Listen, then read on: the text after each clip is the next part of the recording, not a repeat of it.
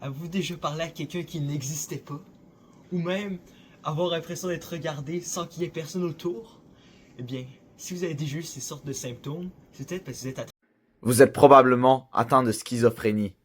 Dans cette exposition, nous allons vous parler des causes de la schizophrénie, de ses différents types, ainsi que de ses traitements.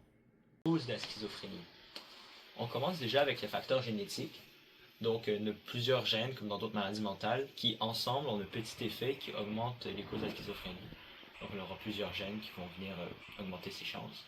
Mais surtout, on a des malformations génétiques lors de la conception d'un nouvel humain qui vont affecter les gènes, comme la délétion et la duplication de gènes. Donc, on va avoir des gènes qui manquent ou qui sont multipliés trop, et ça va créer un trop gros, une trop grosse tonne d'informations ou un manque d'informations, et ça va affecter la connectivité cérébrale entre les synapses, donc les connecteurs du cerveau. Et ces connecteurs-là, ils auront plus de misère à s'adapter justement à leur environnement et donc à trouver ce qui est vrai ou ce qui est pas et causer la schizophrénie en fin de compte. Mais les facteurs génétiques, ils servent vraiment à rien si tu n'as pas des facteurs environnementaux négatifs avant et après la naissance qui affectent, qui augmentent les chances de schizophrénie, démontrées par plusieurs études, comme la dépression et le stress lors de la maternité, et surtout la consommation de drogue et même d'autres effets comme vivre en ville là, avec la pollution, ça affecte négativement là, et ça augmente les chances d'avoir la schizophrénie. Donc en gros, les causes de la schizophrénie, c'est plusieurs causes ensemble qui donnent des chances et jamais quelque chose de précis. Ensuite, on va maintenant parler des différents types de schizophrénie. D'abord, il y a la schizophrénie paranoïde, qui est vraiment la plus connue, où les gens, ils se sentent menacés quand ils marchent dans la rue, ou qu'ils ont des hallucinations auditives.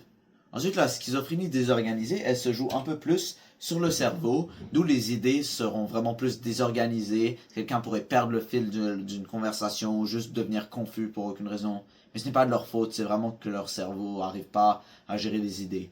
Ensuite, la schizophrénie catatonique se joue plus sur les mouvements du corps, où quelqu'un pourrait juste vraiment faire des mouvements aléatoires ou juste arrêter de bouger complètement. Ensuite, un type un peu plus unique, la schizophrénie indifférenciée, c'est vraiment comme un mélange de types. C'est comme si tu as un peu de paranoïa et que tu as un peu tu fais des mouvements un peu plus bizarres. Là, tu vas pas rentrer dans un type, mais c'est vraiment, tu es dans la schizophrénie indifférenciée. Et finalement, il y a la schizophrénie résiduelle, où après une grosse crise de schizophrénie, vraiment les symptômes ils vont pas partir pour toujours. Tu auras encore les mêmes symptômes, mais vraiment de façon plus allégée. Donc c'est ça les différents types de schizophrénie.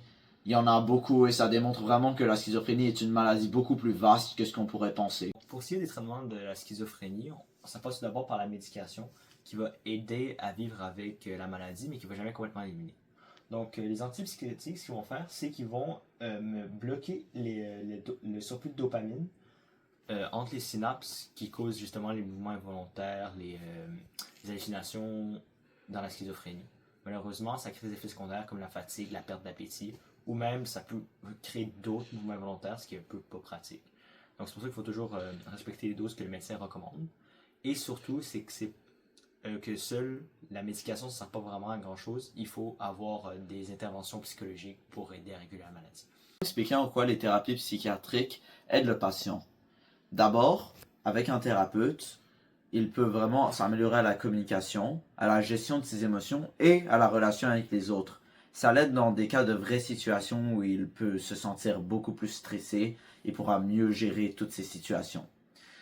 Aussi, le thérapeute peut reconnaître lorsqu'une crise sévère va arriver et il peut donc le ramener à de l'hospitalisation s'il y a une crise qui vraiment peut être dangereuse pour lui et pour son entourage. Ce qu'il faut savoir, c'est que la thérapie ne change pas le cerveau comme les médicaments, mais en balançant les médicaments et la thérapie, on peut vraiment obtenir un soin vraiment très efficace.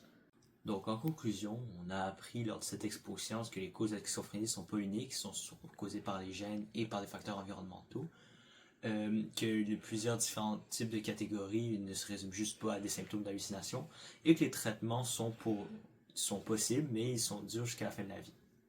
Mais récemment, l'Institut Douglas a fait une découverte aussi qu'on pourrait traiter la schizophrénie différemment par électromagnétisme, par stimulation électromagnétique du cerveau. Est-ce que ça pourrait être une nouvelle MRC?